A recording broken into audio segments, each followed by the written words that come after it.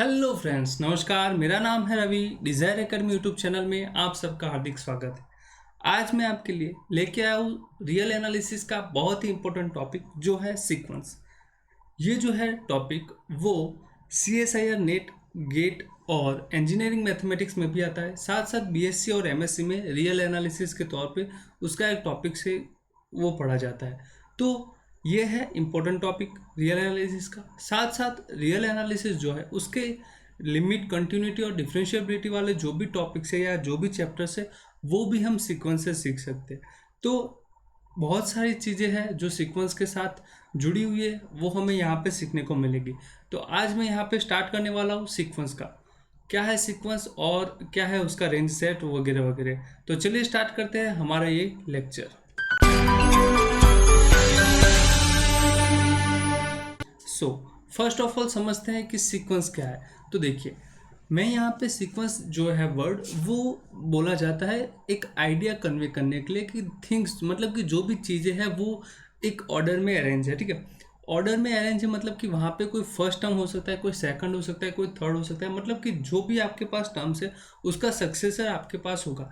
ये basic idea है कि वहाँ पे सीक्वेंस उसको बोल सकते हैं कि भाई वहाँ पे जो चीज़ें हैं वो सीक्वेंस में है। ठीक है, सो सीक्वेंस के यहाँ पे जो डेफिनेशंस के तौर पे पढ़े जाते हैं तो वो हम समझ लेते हैं कि डेफिनेशन ऐसे डेफिनेशन सीक्वेंस कैसे पढ़ी जाती है।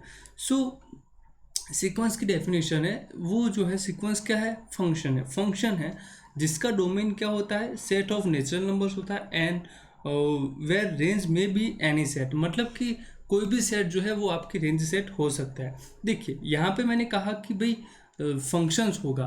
अब हम जानते हैं कि फंक्शंस क्या है। फंक्शंस को हम ऐसे डिनोट करते हैं, ठीक है, एफ। और मैंने कहा कि उसका रेंज सेट डोमेन जो है वो एन है और रेंज सेट है वो है एस। सो फंक्शन जो है वो एन से एस का होगा। मतलब कि यहाँ पे जो नेचुरल नंबर्स होते हैं 1 2 3 सेट में, वहाँ पे एफ ऑफ 1 की जो इमेज होगी वो वहाँ पे एस के कोई एलिमेंट होगा। एफ ऑफ 2 की जो इमेज होगी वो एस का कोई एलिमेंट होगा। एफ ऑफ 3 की जो एलिमेंट होगी वो कोई एस का एलिमेंट होगा। ठीक है, तो इस तरह से हम एज अ फंक्शंस देखते हैं सीक्वेंस को। अभी हमने जैसे पढ़ा कि सीक्वेंस जो है F from N to S है, मतलब कि फंक्शंस है। ठीक है, a mapping from N to S is said to be sequence in S, मतलब कि एस पे होता है। अब देखिए हम यहाँ पे जो पढ़ेंगे रियल एनालिसिस में वो हमारा रहेगा रियल सीक्वेंस पे, यानी कि sequence of real number. Sequence of real number की क्या डेफिनेशन है वो समझ लेते हैं। तो सीक्वेंस तो वो फंक्शंस तो है, ठीक है। A mapping from N to R is said to be sequence in R और अ रियल सीक्वेंस। मीन्स कि आपका जो डोमेन था एस वो अब क्या होगा, वो एस होगा। ठीक है, वो क्या होगा, अब एस होगा, तो उसको हम बोलेंगे रियल सीक्वेंस। तो रियल सीक्वेंस किसको बोला जाता है भाई, जो फंक्शंस होगा फ्रॉम एन टू आर। ठीक है, ये रियल सीक्वेंस की डेफिनेशन। मतलब कि वहाँ पे जो फर्स्ट एलिमेंट होगा वो रियल नंबर जो है उसके किसी एलिमेंट के साथ असाइन होगा। मान लीजिए कि वो A1 है, एफ ऑफ 2 होगा, वो किसी एलिमेंट के साथ होता है, वो F2 है। एफ ऑफ 3 है, वो किसके साथ होता है, वो A3 के साथ होता है। तो इस प्रकार से हम जो 1 है उसकी इमेज, 2 की इमेज, 3 की इमेज, यहाँ पे एंड सो ऑन हमारे पास n एलिमेंट होता है, उसकी इमेज मान लेते हैं कि AN है। तो ये जो फॉर्म होता है फंक्शन इस प्रकार से, तो उसको हम क्या बोलते हैं, सीक्वेंस बोलते हैं। ठीक है, तो sequence is denoted by F of N in N terms, या फिर इस तरह से ए एन। तो दोनों तरीके से हम डिनोट करेंगे, पर यहाँ जो जनरली जो यूज होता है वो ये वाला टर्म्स होता है, ये वाला जो सिंबल है उसको यूज होता है। तो सीक्वेंस जो है वो एफ ऑफ 1 उसकी जो है वो फर्स्ट टर्म जो है सीक्वेंस है, F2 है वो सेकंड टर्म है, F3 है वो क्यों है, सेकंड। मैंने जैसे कहा कि जो सीक्वेंस जो है मीन्स कि जो थिंग्स है आर अरेंज, यहाँ पे जो टर्म्स होंगे वो अरेंज किए होंगे। मतलब कि आपके पास कोई भी टर्म है तो उसका क्या होगा, सक्सेसर होगा। ठीक है, तो कुछ एग्जांपल से समझते हैं कि सीक्वेंस क्या है फाइनली। तो हमने जैसे कहा कि सीक्वेंस फंक्शंस है, तो मैं यहाँ पे एक फंक्शंस डिफाइन कर रहा हूँ, that is F of N equal to N. यहाँ पे आपको इस तरह से भी दे सकता है A N equal to N. ठीक है, A N equal to N ऐसे भी दे सकता है। अब देखिए यहाँ पे अगर मैं एफ ऑफ 1 की इमेज निकालूँ वो क्या आएगा,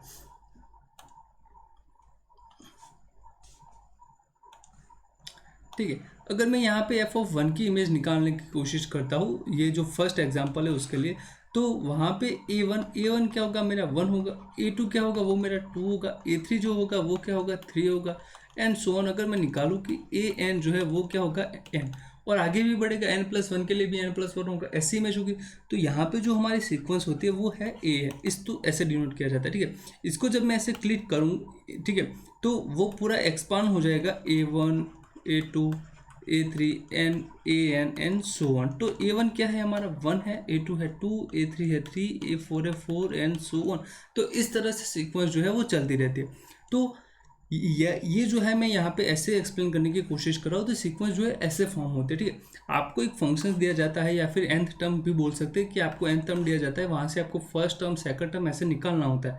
तो इस तरह से हम फर्स्ट जो हमारी सीक्वेंस है उसके बारे में बात कर सकते हैं।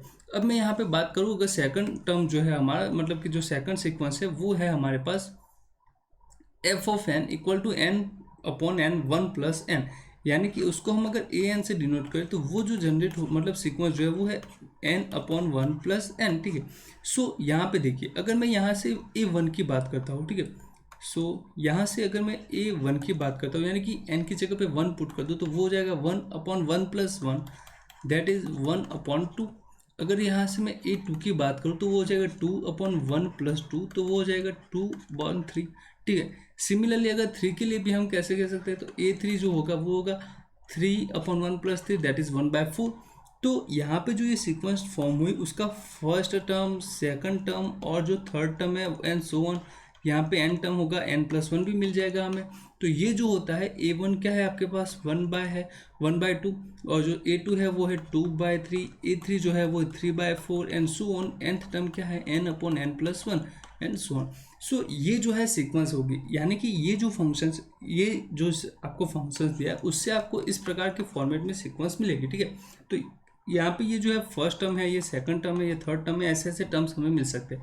नाउ अगर मैं यहाँ पे थर्ड की बात करूँ जो है f(n) इक्वल टू -1/n, तो थर्ड टर्म जो थर्ड हमारा एग्जाम्पल्स है वो कैसे फॉर्म करेगा सीक्वेंस को, वो हम समझते हैं।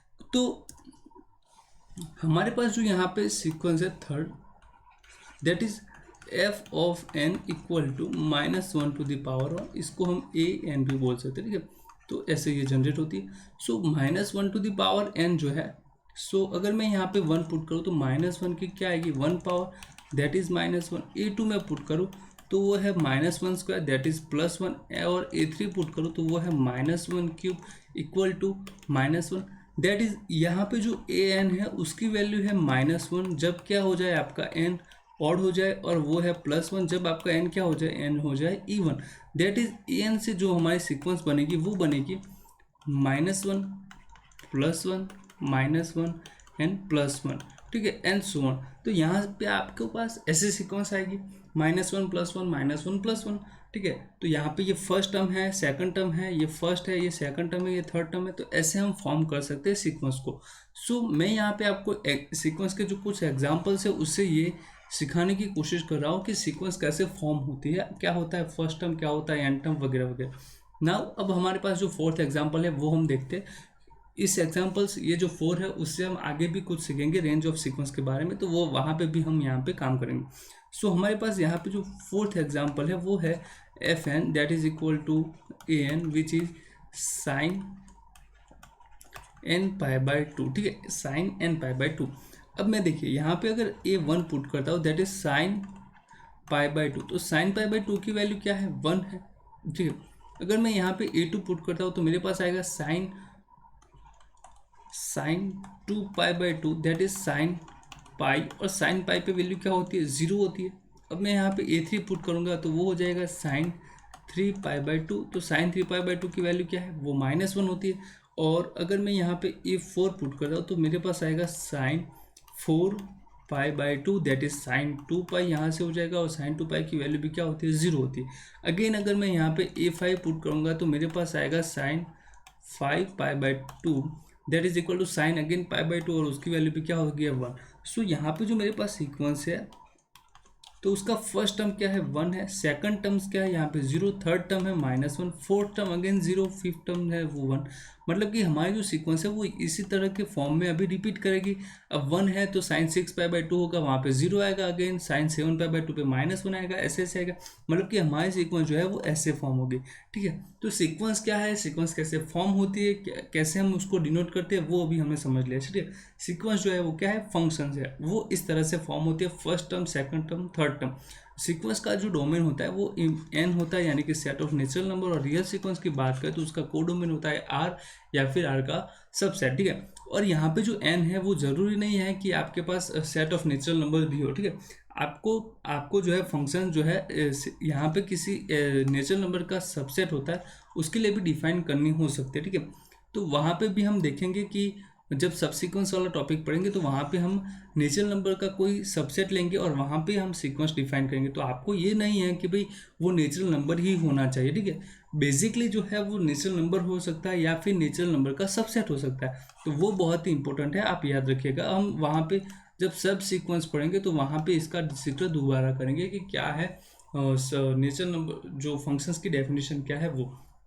नाउ मैं यहाँ पे अब रेंज सेट की बात करूँगा कि रेंज ऑफ सीक्वेंस क्या होते हैं। देखिए, मैंने जैसे कहा कि ये जो सीक्वेंस है ये यही मान लीजिए, यही चलते हम यहाँ से ही कि भाई सीक्वेंस जो होती है उसके पास तो टर्म्स कितने होंगे। भाई मैंने कहा कि आप मान लीजिए कि अगर आपके पास n टर्म है तो उसके लिए आपके पास n+1 भी होगा, n+2 भी होगा, एंड सो ऑन। मतलब कि सीक्वेंस के पास जो टर्म्स होंगे वो कितने होंगे, इनफाइनाइट टर्म्स होंगे। क्या क्या होंगे, इनफाइनाइट टर्म्स होंगे। ठीक है, दूसरी बात कि सीक्वेंस जो है वो कोई फंक्शंस है, कोई सेट नहीं है। ठीक है, सीक्वेंस क्या है, हमारे पास फंक्शंस है। तो ये भी बहुत ही इंपॉर्टेंट है कि सीक्वेंस क्या है, फंक्शंस है। ना सीक्वेंस के पास क्या है, इनफाइनाइट टर्म्स है। तो उसकी हम रेंज कैसे निकाल सकते हैं, तो सीक्वेंस के पास सीक्वेंस की जो भी वैल्यू है उसमें कौन कौन सी वैल्यू जो आ रही है। ठीक है, यहाँ पे देखा जाए तो हमारे पास क्या है, वैल्यू 1 है, दूसरी जो है 0, तीसरी -1 एंड अगेन 0 है, 1 है, ऐसे।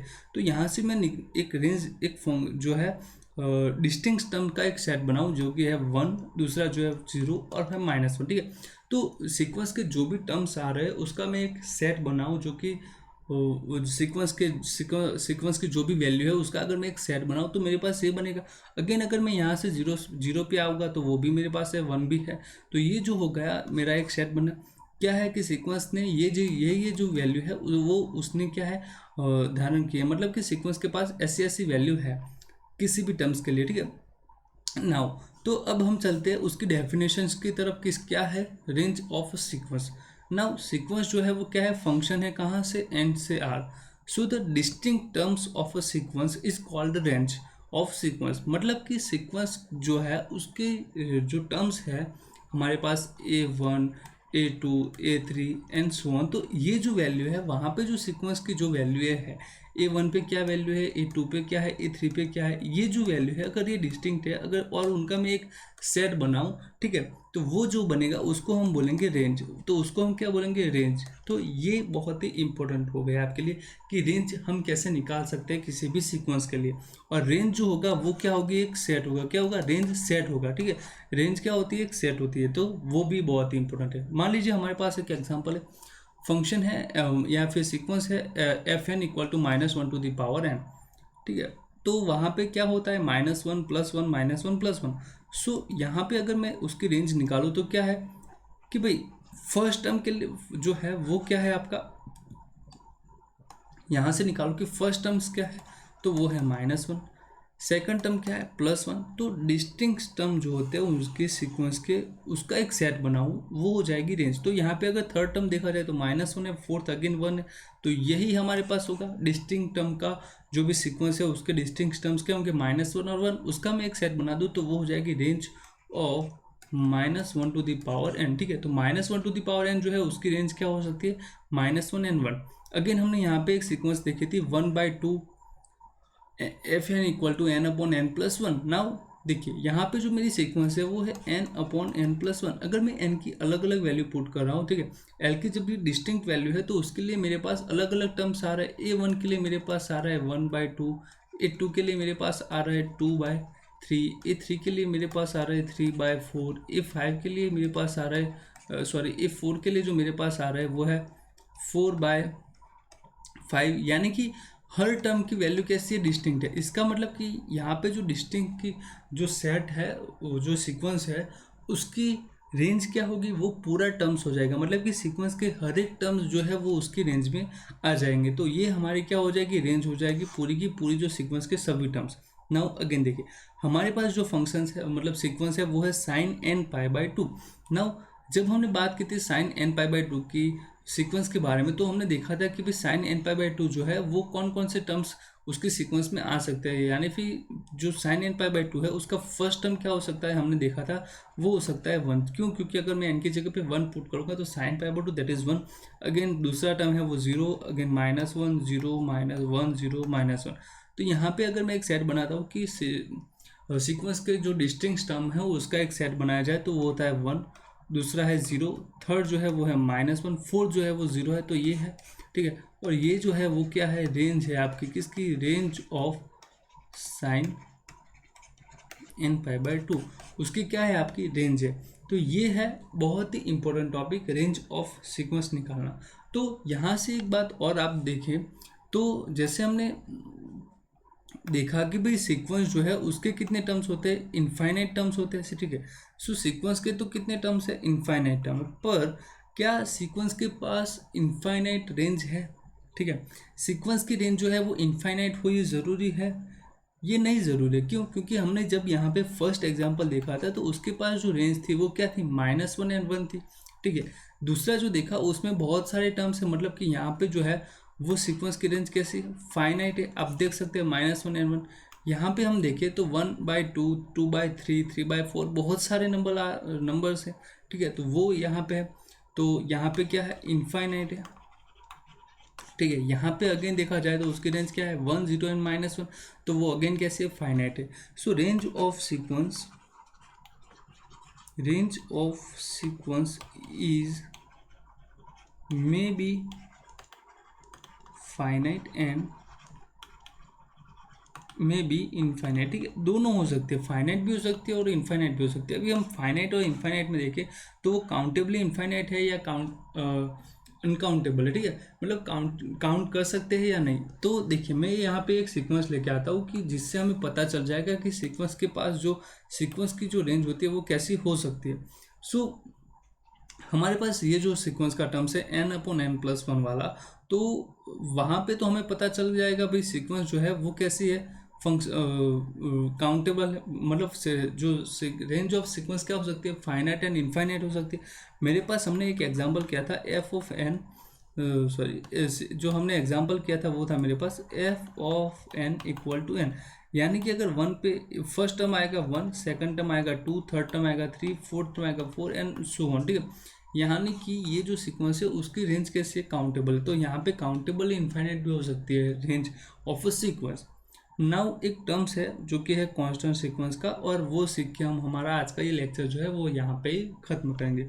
सो कांस्टेंट सीक्वेंस क्या होती है, तो मैंने जैसे कहा कि भी सीक्वेंस जो है उसका फर्स्ट टर्म होता है, ठीक है, फर्स्ट टर्म होता है, सेकंड टर्म होता है, थर्ड टर्म होता है एंड सो ऑन होता है। हर एक टर्म के लिए वैल्यू जो है वो सेम हो जाए, ठीक है। क्या हो जाए, हर एक टर्म्स के लिए वैल्यू सेम हो जाए। मान लीजिए कि A1 भी कोई टर्म 5 है, A2 जो है वो उसके लिए भी 5 है, A3 है उसके लिए भी 5 है, A4 है उसके लिए भी 5 है। यानी कि एक करोड़ होगा उसके लिए भी 5 है, और 2 करोड़ होगा तो भी 5 है, और सो ऑन। मतलब कि 1 अबज भी ले लो तो उसके लिए भी वैल्यू क्या है, 5 है। तो यहाँ पे 1 करोड़ वैल्यू जो है वहाँ पे भी आपके पास 5 मिल रहा है, 2 करोड़ 2 करोड़ होगा तो वहाँ पे भी 5 मिल रहा है। मतलब कि हर n के लिए, फॉर ऑल l के लिए an की वैल्यू क्या है, 5 है। तो वहाँ पे जो सीक्वेंस होती है उसको बोला जाता है कांस्टेंट सीक्वेंस। तो चलिए उसका कुछ देख लेते हैं कि डेफिनेशंस क्या है। अ सीक्वेंस an और fn is said to be constant if an = fn = c। मतलब कि हर एक n के लिए वैल्यू क्या होनी चाहिए, आपके पास c होनी चाहिए। c क्या है, कोई रियल नंबर है। अगर सीक्वेंस हमारे रियल्स की है तो वहाँ पे हमारे पास क्या होगा, रियल का कोई नंबर होगा जो रिपीट कर रहा होगा, ठीक है। तो उसकी अगर हम रेंज दिखे तो क्या होगी भाई, यहाँ पे जो टर्म्स है वो 5 कितने बार आ रहा है, बहुत बार आ रहा है, तो उसका मतलब उसकी जो रेंज होगी वो क्या होगी। तो यहाँ पे अगर मैं देखूँ तो रेंज ऑफ एन यानी कि डिस्टिंक्ट टर्म्स का क्या होना चाहिए, सेट होना चाहिए, तो वो तो सिर्फ एक ही डिस्टिंक्ट टर्म है जो है 5। सो हमारे पास आ गई रेंज। तो ये था आज का हमारा लेक्चर सीक्वेंस का। आपको कैसा लगा हमें ज़रूर कमेंट करके बताइएगा। साथ साथ आपके जो भी फीडबैक है वो भी हमें दीजिए। आपके जो फीडबैक्स है वो हमारे लिए बहुत ही इंपॉर्टेंट है। अगर आपको हमारा वीडियो अच्छा लगता है तो वीडियो को लाइक ज़रूर कीजिएगा, अपने दोस्तों के साथ शेयर कीजिए, और अगर आप हमारे यूट्यूब चैनल पर नए हो तो सब्सक्राइब करना मत भूलिएगा। हम जो है ऐसे वीडियो हर रोज़ एक लेके आते हैं आपके नॉलेज के लिए, आपके थोड़ी सी हेल्प हो जाए इसके लिए, ठीक है। तो मिलते हैं अगले वीडियो लेक्चर्स में। अगले वीडियो लेक्चर्स में हम देखेंगे कि बाउंडेड सीक्वेंस क्या है, कैसे हम क्लेम कर सकते हैं कि सीक्वेंस जो है वो बाउंडेड है या नहीं। तो देखिए अगले वीडियो लेक्चर में मिलते हैं, तब तक के लिए खुश रहिए।